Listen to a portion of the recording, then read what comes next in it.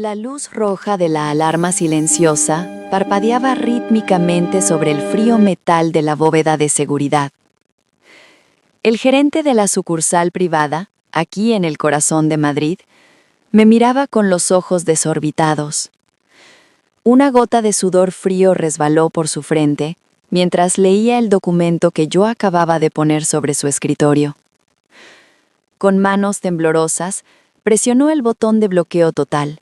El pesado eco de las cerraduras de titanio, sellando la puerta principal, retumbó en la pequeña habitación. «Llama a la Unidad de Delitos Económicos de la Policía Nacional», le dije, con una voz tan tranquila que hasta a mí me sorprendió. «Ahora mismo». Me quedé allí, inmóvil, sosteniendo en mi mano derecha un viejo reloj de bolsillo, oxidado y manchado de hollín. Apenas 3 días atrás, Isabela, mi madrastra, había arrojado esta misma pieza al fuego de la chimenea con una sonrisa cargada de desprecio. «Deja de aferrarte a la basura de un fracasado», había sisiado ella. Isabela no tenía ni la más mínima idea de que ese pedazo de basura era en realidad un engrane maestro. El único mecanismo capaz de abrir una caja de Pandora que terminaría enviándola a ella y a su adorado hijo Mateo directamente a una celda de prisión.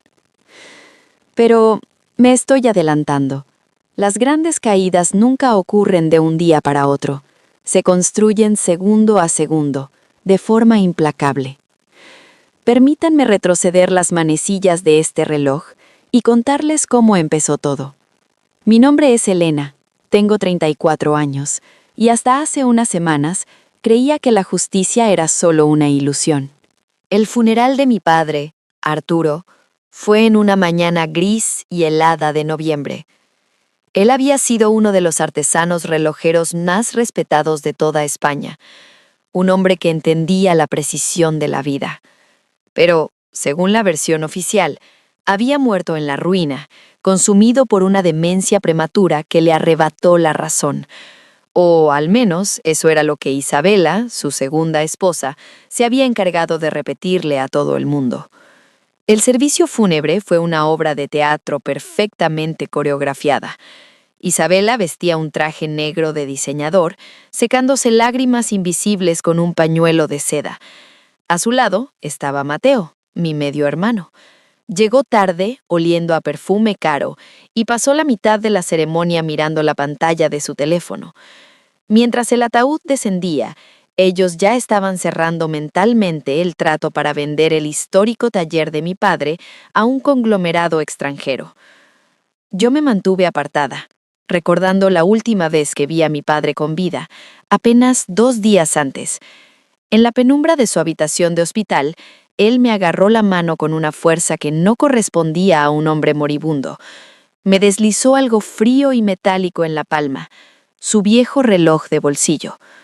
«El tiempo no miente, Elena», me susurró, con el hálito entrecortado. «Mira detrás de la esfera. Solo tú. Prométemelo». Después del entierro, volvimos a la casa familiar para la lectura del testamento. Yo estaba de pie en el salón, acariciando distraídamente la cubierta desgastada de aquel reloj. Fue un error. Isabela lo vio. Su reacción no fue de tristeza, sino de pura rabia. Cruzó la habitación en 3 zancadas, me arrancó el reloj de las manos y, sin titubear, lo arrojó directamente a las llamas de la chimenea. «¡Basura!», escupió, con el rostro enrojecido. «Deja de hurgar en los restos de un enfermo.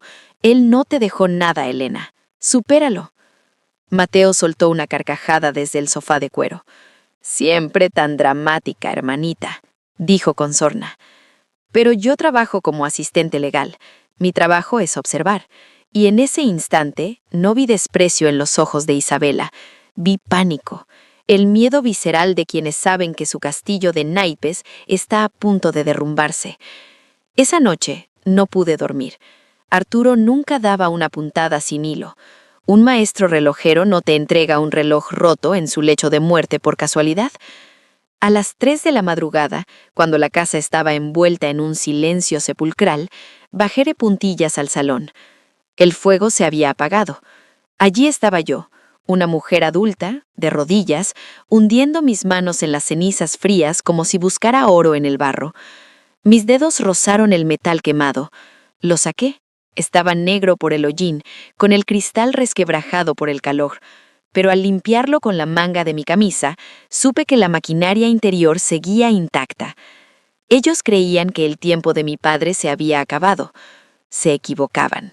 El verdadero conteo regresivo apenas acababa de comenzar. Llevé el reloj carbonizado a mi modesto apartamento. Sobre la mesa de la cocina, extendí un paño limpio y saqué un viejo estuche de herramientas de precisión. Era el primer regalo que mi padre me hizo cuando cumplí 10 años.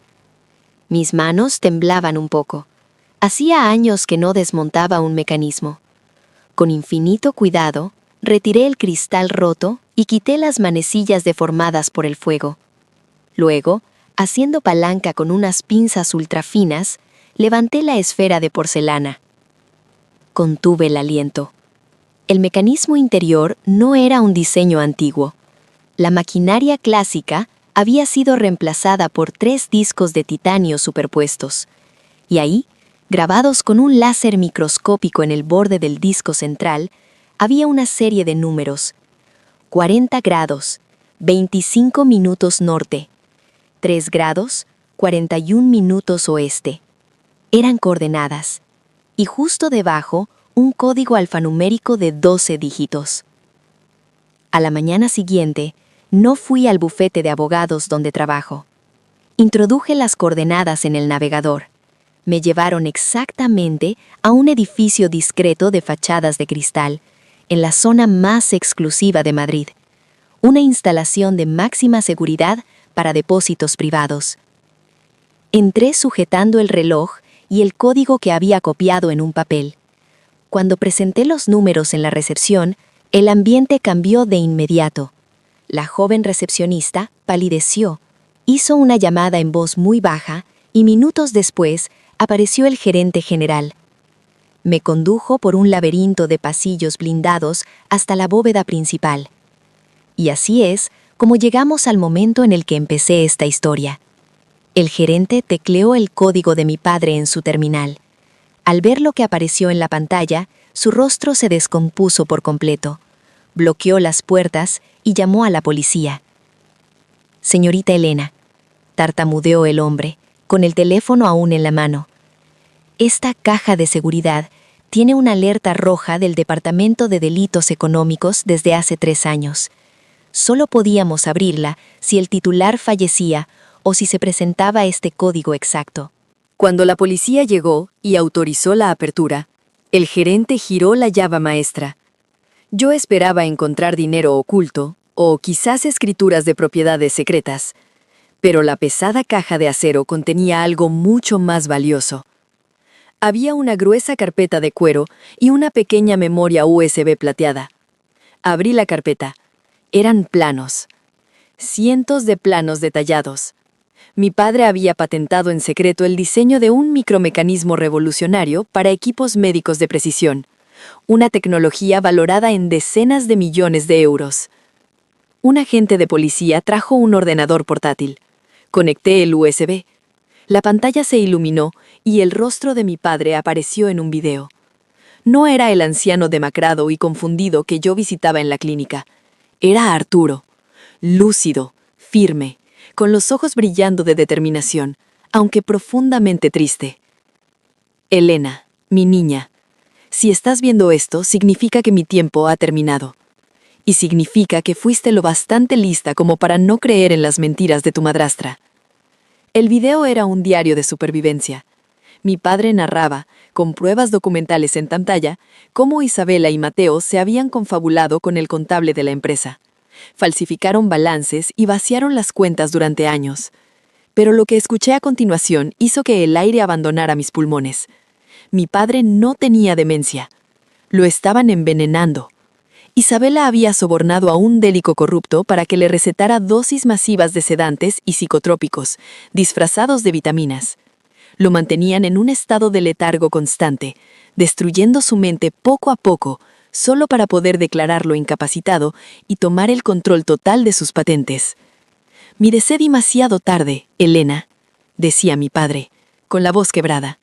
Estaba demasiado débil para huir, así que hice lo único que sé hacer: usar el tiempo a mi favor. Escondí los planos originales aquí y bloqueé el registro de patentes. No pueden vender la tecnología sin esto. El video terminó. La sala quedó en un silencio sepulcral. El inspector de policía me miró, esperando ver a una mujer rota en llanto. Pero yo no lloré. Mis lágrimas se habían secado para darle paso a algo mucho más frío y mucho más peligroso. Isabela me había robado a mi padre. Le había robado sus últimos años de lucidez, su dignidad y su vida. Ahora, era mi turno de robarle todo a ella. El inspector Silva, de la Unidad de Delitos Económicos, no era un hombre de muchas palabras. Se sentó frente a mí en la penumbra de la oficina bancaria y cerró la carpeta con los planos de mi padre. «Elena», me dijo, con una voz que arrastraba años de perseguir criminales de guante blanco, «tenemos pruebas suficientes para detenerlos ahora mismo por falsificación. Pero si queremos que Isabela y Mateo no vuelvan a ver la luz del sol en mucho tiempo, necesitamos que firmen ese contrato de venta». Entendí el plan de inmediato. Si firmaban el contrato para vender una tecnología que sabían que era robada, el cargo pasaría de fraude documental a estafa agravada y blanqueo de capitales. Era la diferencia entre un par de años de prisión o una década entera. «Faltan 10 días para la firma», añadí yo, con la mente trabajando como un reloj de precisión. «Exacto», asintió Silva. 10 días en los que tienes que volver a esa casa. Tienes que ser la Elena de siempre, la hija derrotada, la asistente legal que no sabe nada. Volver a esa casa era como entrar voluntariamente en un nido de víboras. Pero mi padre había pasado 3 años fingiendo demencia mientras lo envenenaban, todo para dejarme este rastro de migajas de pan. ¿Qué eran 10 días para mí comparados con su sacrificio? Preparé mi maleta. Guardé mi rabia en el fondo de mi pecho, bajo 7 llaves. Cuando crucé el umbral de la mansión familiar esa tarde, Isabela me recibió en el gran vestíbulo de mármol. Llevaba una copa de vino en la mano y esa sonrisa gélida que antes me hacía temblar, pero que ahora solo me daba asco.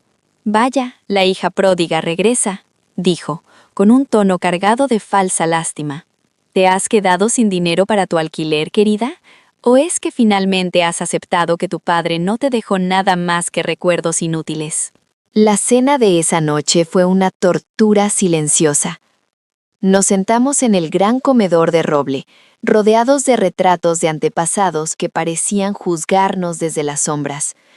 Isabela y Mateo celebraban su inminente fortuna con champán y caviar, pagados con el dinero que le habían robado a mi padre mientras él agonizaba. Mateo no dejaba de hablar de su nuevo coche, un deportivo que costaba más de lo que yo ganaba en 5 años. «En cuanto firmemos el jueves, nos mudaremos a las Bahamas una temporada», decía él, con esa arrogancia que solo tienen los que nunca han trabajado por nada. «Este país se nos queda pequeño, madre». Isabela asintió, clavando su mirada en mí. «¿Y tú, Elena, seguirás revisando contratos de divorcio por unos pocos euros? Podríamos darte una pequeña propina por las molestias». Bajé la mirada hacia mi plato, fingiendo una humillación que no sentía. «Solo quiero paz, Isabela», respondí, con la voz suave, casi quebrada. «Solo quiero que esto termine». Ellos rieron. Se sentían poderosos, creían que me habían roto. Pero bajo la mesa mis dedos contaban los segundos, siguiendo el ritmo de un reloj invisible en mi mente. Cada vez que Isabela se quejaba del precio de las propiedades o Mateo presumía de su inteligencia financiera, yo solo pensaba en una cosa. ¿Sabes qué más es caro, Isabela? La libertad. Y la tuya está a punto de agotarse. Esa noche, desde mi antigua habitación, escuché a través de las paredes cómo planeaban su vida de lujos, sin un gramo de remordimiento por el hombre que les había dado todo. Me quedé mirando el techo, esperando que llegara el jueves. Mi padre me enseñó que un buen relojero nunca se apresura. Espera a que cada pieza encaje, a que cada engrane muerda al siguiente. Tic, tac, tic, tac. El tiempo de mi padre fue robado, pero el mío estaba trabajando para la justicia. Faltaban 72 horas, y el mundo de Isabela estaba a punto de dejar de girar para siempre. El jueves amaneció con un sol pálido que se filtraba entre los rascacielos de la Castellana. Isabela estaba radiante, vestida con un traje de seda color crema que gritaba victoria. Mateo, a su lado, no dejaba de ajustarse los puños de la camisa, impaciente por recibir los fondos en su cuenta extranjera. Nos dirigimos a la planta 40 de una torre de cristal. Allí nos esperaban los abogados del grupo inversor. Sobre la gran mesa de cristal negro reposaba el contrato que vendería la tecnología de mi padre por 15 millones de euros. Yo estaba sentada en una esquina de la sala, como una observadora silenciosa. Isabela tomó la pluma estilográfica. Dudó apenas un segundo, con una sonrisa de suficiencia grabada en su rostro, y luego firmó. En cuanto el papel fue retirado, sentí que un peso de años se levantaba de mis hombros. No pasaron ni 10 segundos cuando las pesadas puertas de madera de la sala se abrieron de golpe. El inspector Silva entró primero, seguido por 4 agentes uniformados. El silencio que siguió fue absoluto, roto solo por el sonido de la respiración agitada de Mateo. Isabela Vega, Mateo Vega, dijo Silva con una voz de acero. Quedan detenidos por estafa agravada, falsificación de documentos y administración desleal. La máscara de hierro de Isabela se desmoronó en un instante. «Esto es un error», gritó ella, mientras los agentes le rodeaban los hombros. «Elena, diles algo, diles que soy tu madre». Me puse de pie lentamente y caminé hacia ella. La miré directamente a esos ojos que alguna vez me dieron miedo, y ahora solo me daban lástima. «No eres mi madre, Isabela», respondí con una calma que la hizo palidecer. «Solo eres la mujer que olvidó que el tiempo de mi padre siempre me perteneció a mí». El imperio de cristal de Isabela y Mateo se hizo añicos en menos de 24 horas. Con el contrato firmado, la policía tuvo la prueba final del intento de estafa, pero lo peor para ellos aún estaba por llegar. Durante el juicio, que duró meses, salieron a la luz los registros médicos que mi padre había ocultado. El médico que había aceptado los sobornos de Isabela se derrumbó bajo presión y testificó en su contra para salvarse a sí mismo. Confirmó, ante el juez y el jurado, que Isabela le había suministrado drogas para simular una demencia que nunca existió. Fue patético ver cómo se traicionaban entre ellos. Mateo intentó alegar que él solo seguía órdenes de su madre. Isabela, por su parte, gritaba que todo había sido idea de Mateo para pagar sus deudas de juego. Eran como 2 ratas intentando escapar de un barco que ya estaba en el fondo del océano. El día de la sentencia, el Palacio de Justicia estaba lleno de prensa. El juez fue implacable. Isabela fue condenada a 12 años de prisión sin posibilidad de fianza. Mateo recibió 7 años. Además, se les ordenó devolver hasta el último céntimo de lo que habían robado de las cuentas de mi padre. Salí de la corte y sentí el aire fresco de la tarde en mi rostro.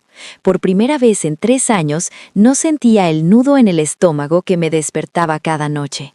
Mi padre siempre decía que la justicia puede ser lenta, pero sus engranes son imparables una vez que se ponen en marcha. Isabela creía que era una maestra de la manipulación, pero al final se quedó sin dinero, sin hijo y sin libertad. Se quedó solo con el tiempo, mucho tiempo para pensar en lo que había hecho tras los muros grises de una celda. La partida había terminado, y yo finalmente podía empezar a vivir.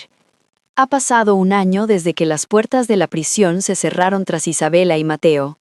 El ruido de los tribunales y el escándalo de la prensa se han desvanecido, dejando lugar a un silencio que, por fin, sabe a libertad.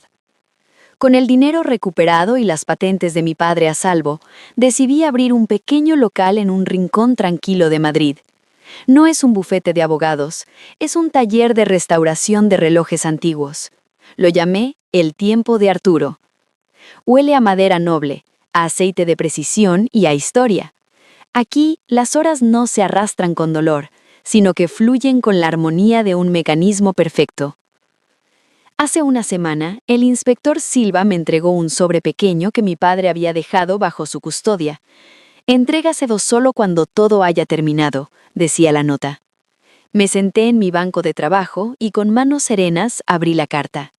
La caligrafía de mi padre era firme, la de aquel hombre lúcido que luchó en secreto hasta su último suspiro. Mi querida Elena, si estás leyendo esto, es porque la verdad ha ganado su batalla contra el tiempo. Lamento haberte dejado la carga de mi lucha, pero siempre supe que eras la única capaz de ver más allá de las sombras. No guardes rencor en tu corazón, hija mía. El odio es un reloj que consume su propia cuerda. Vive, crea, y recuerda que cada segundo es un regalo. Te quiero, siempre. Tu padre, Arturo. Doblé la carta y miré hacia el estante donde ahora reposa, restaurado y brillante, el viejo reloj de bolsillo. Isabela me escribe a veces desde la cárcel pidiendo perdón o dinero, pero nunca abro sus cartas. Hay puertas que, una vez cerradas con la llave de la justicia, deben permanecer así para siempre. La verdad es como el tic-tac de un buen reloj. Puede que a veces parezca débil, o que el ruido del mundo intente ocultarla, pero nunca se detiene, y al final siempre da la hora exacta. Muchas gracias por acompañarme en la historia de Elena y el legado de su padre hasta el final. Si la valentía de Elena y la justicia del tiempo han tocado tu fibra, por favor apóyanos dejándonos un me gusta. No olvides suscribirte a nuestro canal, Su Corazón Oculto, y activa la campana para no perderte nuestro próximo relato. Aquí seguiremos desenterrando las verdades más impactantes y los rincones más profundos del alma humana. Tu apoyo es lo que nos permite seguir contando estas historias. Nos vemos en la próxima historia.